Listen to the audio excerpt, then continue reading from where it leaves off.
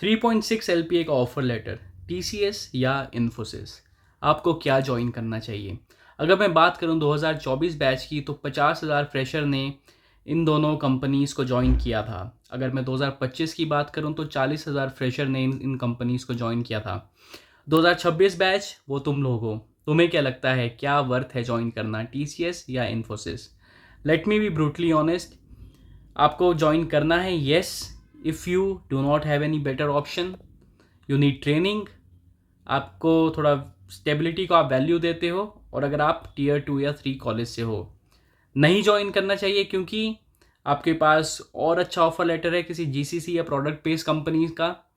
आपकी जो technical skills हैं वो काफ़ी स्ट्रॉन्ग है अगर आपको हाई सैलरी चाहिए, और अगर आप बेटर इंटरव्यूज़ जो हैं वो आप क्रैक कर सकते हो, तो आपको ज्वाइन नहीं करनी चाहिए। बट रियलिटी की बात करूं तो ये थोड़ा कॉम्प्लेक्स है, सिर्फ इसी में सीमित करके नहीं है। तो आज की वीडियो में हम डिस्कस करने वाले हैं प्रोज एंड कॉन्स इन दोनों कंपनीज़ के ज्वाइन करने के। अगर आप ज्वाइन करते हो तो क्या प्रोज एंड कॉन्स हैं, ये सब हम बात करेंगे, और हम कंपैरिजन करेंगे टीसीएस वर्सेस इन्फोसिस। कोई बायसनेस नहीं, जस्ट फैक्ट्स के ऊपर हम बात करेंगे। अगर आप 2026 बैच के हो या आपको ऑफर लेटर मिला है तो ये वीडियो आपके लिए मस्ट वॉच है। नमस्कार दोस्तों, मेरा नाम है मनीष और आज हम सॉल्व करने वाले हैं फ्रेशर्स का एक बिगेस्ट डायलेमा, जो कि है टीसीएस ज्वाइन करूं या इन्फोसिस ज्वाइन करूं। तो हम डेटा ड्रिवन, एक्सपीरियंस बेस्ड और ऑनेस्टली सब कुछ आपको बताऊंगा कि क्या आपको करना चाहिए। तो वीडियो शुरू करने से पहले अगर आपने मेरे चैनल को सब्सक्राइब नहीं किया है तो प्लीज़ मेरे चैनल को सब्सक्राइब करें, वीडियो को लाइक करें और वीडियो को अपने दोस्तों के साथ शेयर करें। तो चलिए इस वीडियो को शुरू करते हैं। तो सबसे पहले हम बात करते हैं, शुरुआत अच्छी बातों से करनी चाहिए, करेक्ट? तो हम बात करेंगे कि प्रोज क्या है, बेनिफिट्स क्या हैं। तो सबसे पहले अगर मैं प्रो की बात करूं तो वह है वर्ल्ड क्लास ट्रेनिंग। इन्फोसिस का एक वर्ल्ड क्लास ट्रेनिंग सेंटर है मैसूर में, जहां पे आपको 3 से 6 महीने तक ट्रेन किया जाता है। एक स्ट्रक्चर्ड प्रोग्राम होता है, उसके अंडर आपको ट्रेन किया जाता है। आपको एकोमोडेशन, फूड, सब कुछ आपको प्रोवाइड कर दिया जाता है। 2000 से ज़्यादा ट्रेनी जो है वो एक साथ मिल के ट्रेनिंग लेते हैं, और एक नेटवर्किंग के लिए ये गोल्डन अपॉर्चुनिटी होती है। मल्टीपल टेक स्टैक जो है वो आपको सिखाए जाते हैं, और एक काफ़ी रिगरस एग्ज़ाम होता है, पर आपको सीखने को बहुत कुछ मिलता है। जहाँ मैं अगर मैं टीसीएस की बात करूँ तो टीसीएस एक्सप्लोर जो है वो 45 से लेकर 90 डेज़ की ट्रेनिंग होती है। काफ़ी ज़्यादा ट्रेनिंग सेंटर्स हैं, जैसे चेन्नई, त्रिवेंद्रम, कोयम्बटूर, हैदराबाद, गुड़गांव, गीतांजलि पार्क, कोलकाता, ये सारे सेंटर्स हैं और काफ़ी अच्छे सेंटर्स माने जाते हैं। एक स्ट्रक्चर्ड करिकुलम फॉलो किया जाता है जिसमें जावा, डॉट नेट, पाइथन और टेस्टिंग आप लोगों को सिखाई जाती है। एसक्यूएल, पीएल सब कुछ सिखाया जाता है।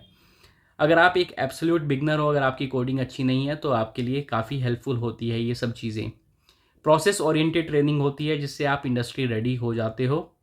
तो अगर मैं आपको सच बोलूँ तो अगर आप किसी नॉन सीएस बैकग्राउंड से हो और आपकी कोडिंग जो है थोड़ा वीक है, तो ये आपके लिए गोल्डन अपॉर्चुनिटी होती है कुछ सीखने की।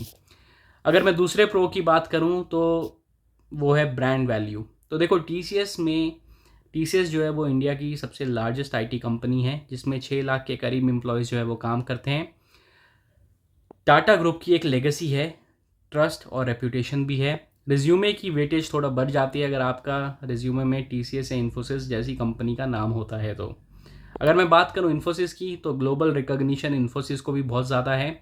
नैस्डैक लिस्टेड कंपनी है, इंटरनेशनल ब्रांड है, 3.5 लाख के अराउंड जो एम्प्लॉयज़ हैं वो काम करते हैं, और आईटी इंडस्ट्री में काफ़ी अच्छी इमेज है। तो जब भी आप लेटर स्टेजेस ऑफ करियर में अगर आप स्विच करते हो तो टीसीएस और इन्फोसिस अगर आपके रिज्यूमे में होता है तो आपको एक इंस्टेंट क्रेडिबिलिटी दी जाती है। स्टार्टअप, प्रोडक्ट बेस्ड कंपनीज वो आपको ट्रस्ट करते हैं कि आप अच्छे से ट्रेंड हुए हो और आप क्लाइंट्स को अच्छे से हैंडल कर सकते हो। तो देखो, ब्रांड हमेशा काम आता है। अगर अगली मैं बात करूँ वो है जॉब सिक्योरिटी। तो देखो, टीसीएस जो है वो फ्रेशर्स को बहुत रेयरली फायर करता है बल्क में। लॉन्ग टर्म एम्प्लॉयमेंट कल्चर होता है टीसीएस में। इवन जो रिसेशंस होते हैं उसमें भी ले ऑफ्स जो हैं वो थोड़ा मिनिमल होते हैं, और एंट्री लेवल पे तो बिल्कुल भी नहीं होते। स्टेबल इनकम गारंटीड रहती है 3 से 5 साल तक। मतलब ये ऐसा नहीं आपने कंपनी ज्वाइन की और 1 साल के बाद आपको ले ऑफ के नाम पे निकाल देंगे। इन्फोसिस में भी सिमिलर स्टेबिलिटी रहती है। बॉन्ड पीरियड इंश्योर करता है कि आप मिनिमम 1 साल तो रुको ही रुको। नो हायर नो फायर का कल्चर होता है, अनलाइक स्टार्टअप्स। अगर मैं कॉन्ट्रास्ट की बात करूं तो स्टार्टअप्स में अगर वो लोग 100 को हायर करते हैं तो अगले 6 महीने में 50 को फायर भी कर देते हैं। प्रोडक्ट बेस्ड कंपनी जो है वो परफॉर्मेंस बेस्ड होती हैं, अगर आप अच्छे से डिलीवर नहीं करोगे तो आपको बाहर निकाल दिया जाएगा। अगर आप जॉब सेफ्टी कंसिडर करते हो तो TCS इन्फोसिस जो है वो थोड़ा एक बेटर ऑप्शन है बाकी कंपनीज़ के कंपैरिजन में। अब हम बात करते हैं अगले प्रो की, जो कि है वर्क लाइफ बैलेंस। TCS देखा जाए तो एक normal typical working hours follow करता है, 10 से लेकर 7 बजे तक होता है, और डिफरेंट शिफ्ट्स भी होती हैं और शिफ्ट्स की भी अलग अलग टाइमिंग रहती है। वीकेंड्स मोस्टली ऑफ रहते हैं 95% प्रोजेक्ट्स में। हालांकि कुछ प्रोजेक्ट्स होते हैं जहाँ पे सैटरडे संडे किसी एक दिन ऑफ नहीं होता, तो आपको कॉम्प ऑफ दिया जाता है वीक के किसी एक दिन। लीव पॉलिसी डिसेंट होती है, 21 से 24 लीव्स के बीच में आपको मिलता है एक साल में। कोई भी एक्सट्रीम प्रेशर नहीं रहता अनलेस आपका कोई प्रोजेक्ट जो है वो काफ़ी ज़्यादा क्रिटिकल हो। बात करूँ इन्फोसिस की तो सिमिलर वर्किंग आवर्स रहते हैं, फ्लेक्सिबल प्रोजेक्ट पॉलिसीज़ हैं, वर्क पॉलिसीज़ हैं, हाइब्रिड भी फॉलो करते हैं वो लोग, और मेंटल हेल्थ को थोड़ा सपोर्ट करते हैं as compare to TCS। Contrast में अगर मैं बात करूँ तो स्टार्टअप्स में आपको 12 से 14 घंटे तक का करना पड़ जाता है, वीकेंड सपोर्ट भी आपको करना पड़ता है। प्रोडक्ट बेस्ड कंपनीज़ में हाई परफॉर्मेंस एक्सपेक्टेशन की वजह से बर्नआउट काफ़ी कॉमन रहता है, और TCS इन्फोसिस में जो लाइफ है वो कंपैरेटिवली चिल रहती है इन सब कंपनी से अगर मैं कंपेयर करूँ तो। जो अगला हम बात करने वाले हैं प्रो की, प्रो नंबर 5, वो है स्केल एंड एक्सपोजर। तो 6 लाख एम्प्लॉयज़ हैं TCS में, 3.5 लाख के करीब एम्प्लॉयज़ हैं इन्फोसिस में, तो 9.5 लाख के करीब एम्प्लॉयज़ हो गए कंबाइंड। बेनिफिट्स क्या होंगे? डाइवर्स प्रोजेक्ट्स हैं, BFSI, retail, health care, government, telecom, हर सेक्टर के प्रोजेक्ट्स अवेलेबल हैं। 100+ इंडस्ट्रीज़ का आपको एक्सपोजर मिलता है क्योंकि प्रोजेक्ट्स इतने सारे हैं। ग्लोबल क्लाइंट्स होते हैं, फॉर्च्यून 500 कंपनीज़ होती हैं। 80% ऑफ दी कंपनी जो फॉर्च्यून 500 में होंगे वो अपनी सर्विसेज जो है वो TCS या इन्फोसिस से ही लेती हैं। आपको गूगल, माइक्रोसॉफ्ट जैसे क्लाइंट्स भी मिलेंगे। आयरॉनिक है बट ट्रू है, आपको TCS में आप रहते रहते हैं, इन कंपनीज़ को अभी आप सपोर्ट प्रोवाइड कर सकते हो। ऑन साइट अपॉर्चुनिटीज़ बहुत ज़्यादा होती हैं, US, UK, Europe, Asia, Singapore, Australia, New Zealand, कहीं भी आपको ऑन साइट मिल सकती है। शॉर्ट टर्म से लेकर लॉन्ग टर्म, शॉर्ट टर्म मतलब 3 से 6 महीने से लेकर 5, 6, 10 सालों तक भी लोगों मैंने देखा है कि ऑन साइट में रहते हैं। मेरे खुद के दोस्त हैं 5-6 सालों से ऑस्ट्रेलिया में हैं। तो एलुमनाई नेटवर्क जो है काफ़ी ज़्यादा होता है और आपको नेटवर्किंग करने में भी आसानी रहती है। अगर मैं प्रो नंबर 6 की बात करूं तो वो होगा स्ट्रक्चर्ड करियर पाथ। तो देखो TCS में जो हायरार्की है वो बहुत सबको पता है। आप सबसे पहले ट्रेनी आते हो, फिर आप ASE बनते हो, फिर आप सिस्टम इंजीनियर बनते हो, फिर IT एनालिस्ट बनते हो, फिर असिस्टेंट कंसल्टेंट बनते हो, फिर सीनियर कंसल्टेंट बनते हो। तो आपको पता है कि हायरार्की क्या होने वाली है। ऐसे इन्फोसिस में आप पहले ट्रेनी आते हो, फिर स्पेशलिस्ट प्रोग्रामर बनते हो, फिर डिजिटल स्पेशलिस्ट इंजीनियर बनते हो, फिर सीनियर DSE बनते हो, फिर टेक्नोलॉजी लीड बनते हो, फिर मॉड्यूल लीड बनते हो। तो आपको पता है कि कितने सालों बाद आप कहाँ होंगे, आप करियर में आप कहाँ जा रहे हो, आपका नेक्स्ट फेज़ क्या होने वाला है, और आप को प्रमोट होने के लिए क्या क्या करना है। अनलाइक स्टार्टअप्स, रैंडम टाइटल्स होते हैं और ग्रोथ जो है काफ़ी अनक्लियर होती है। अगर अगली मैं बात करूं तो वो होगा आपका प्रोफेशनल डेवलपमेंट। इन कंपनीज़ में अगर आप कुछ सीखो ना सीखो, आप कॉर्पोरेट एटिकेट्स तो ज़रूर सीख जाते हो। Email writing, client communication, presentation skills, meeting protocols, ये आप सब सीखते हो। प्रोसेस नॉलेज आपको पता लग जाती है, agile, scrum, CMMI, six sigma, ITL frameworks आपको पता लग जाते हैं। प्रोफेशनलिज्म कूट कूट कर भरी जाती है लोगों के अंदर, ड्रेस कोड, पंक्चुअलिटी, अकाउंटेबिलिटी, ये सब इन कंपनीज़ के एक अच्छी बात है। जो अगला प्रो अगर मैं बात करूँ वो है फॉल बैक ऑप्शन, मतलब बैकअप प्लान आप रख सकते हो। अगर आप इन कंपनीज़ को, अगर आप किसी माइक्रोसॉफ्ट जैसी कंपनी के लिए प्रिपेयर कर रहे हो, अगर आप कैट और GMAT की तैयारी कर रहे हो, अगर आप UPSC की तैयारी कर रहे हो, एंटरप्रेन्योरशिप करना चाहते हो, तो ये कंपनीज़ आपकी एज अ बैकअप प्लान हो सकती हैं। बैकअप प्लान को सपोर्ट करने वाली जॉब हो सकती है आपकी, क्योंकि आपको इनकम मिलेगी वाइल यू आर प्रिपेयरिंग, आपका रिज्यूमे में कोई गैप नहीं आएगा, प्रोफेशनल एक्सपीरियंस जो है वो हमेशा काउंट होता है, और आप 2-3 साल बाद स्विच भी मारोगे तो आपको 100 से 150% तक की हाइक मिल सकती है depending upon the market condition. अब अगर हम इसके अच्छी बातें तो बहुत होगी, अब थोड़ा कॉन्स, थोड़ी बुरी बातें भी कर लेते हैं। सबसे पहले है कि एक्सट्रीमली लो सैलरी। फ्रेशर्स की सैलरी 2005 में भी 3 पॉइंट समथिंग थी और 2026 में भी 3 पॉइंट समथिंग ही है। इन हैंड वही 25 से 28 हज़ार के बीच में महीना आता है। बात करूं ग्लोबल कंपनीज़ जो जीसीसीज़ हैं, तो माइक्रोसॉफ्ट 18 से 25 एलपीए की सैलरी देता है, मतलब 15 से ज़्यादा सैलरी तो सबको ही देता ही है। टीसीएस इन्फोसिस में जो सैलरी है वो स्टैग्नेंट है काफ़ी ज़्यादा। अगर मैं बात करूं तो 50 से 60% आप कम कमाते हो एक एवरेज जीसीसी अर्नर से।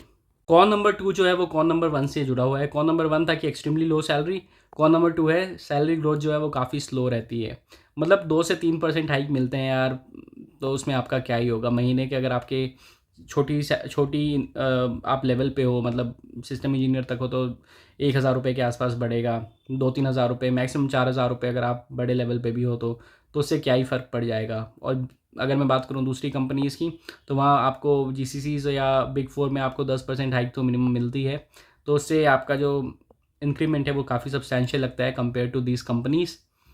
कॉन नंबर 3 है कि आउटडेटेड टेक्नोलॉजी में काम कराते हैं, अभी भी maintenance work, support, bug fixing, legacy tech, Java, dot net frameworks में काम कराते हैं। कोई इनोवेशन नहीं है, रेपिटेटिव टास्क कराते हैं आप लोगों से।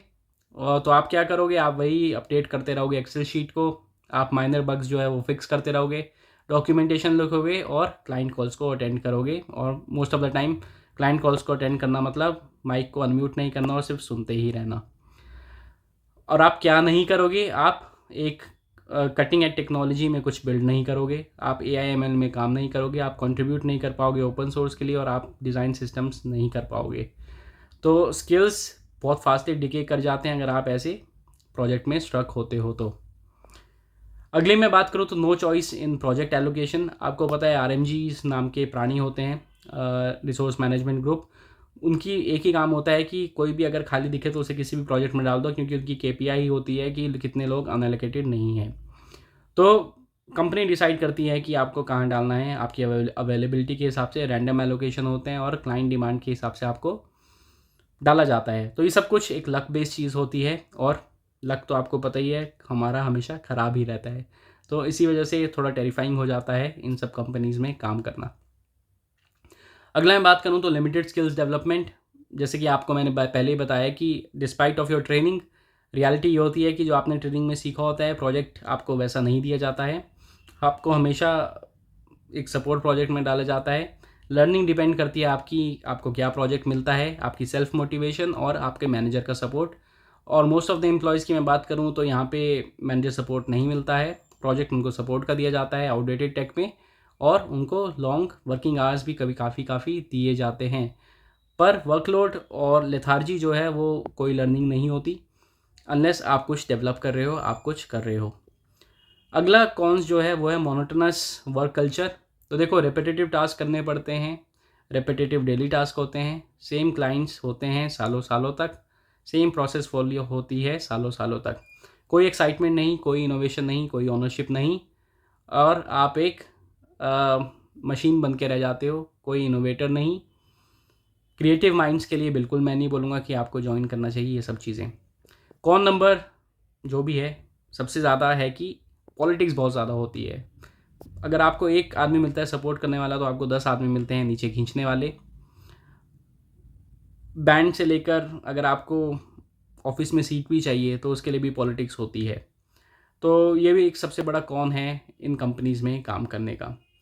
तो मैंने आपको डिटेल में बताया कि क्या प्रोज एंड क्या कॉन्स हैं। आई होप आप लोग को कुछ आइडिया मिल जाएगा कि क्या आपको ज्वाइन करना चाहिए या नहीं करना चाहिए। मेरी मानो तो अगर आपके पास कोई और चीज़ें नहीं हैं, आप Tier 2 Tier 3 कॉलेज से हो, आपकी कोडिंग स्किल्स जो काफ़ी वीक है, आपकी जो कम्युनिकेशन है वो काफ़ी एवरेज है, आपके पास कोई बेटर ऑफर नहीं है, अगर आप ब्रांड वैल्यू को ज़्यादा तवज्जो देते हैं और आप थोड़ा वर्क लाइफ बैलेंस चाहते हैं, तो आप इस कंपनीज़ में जाओ।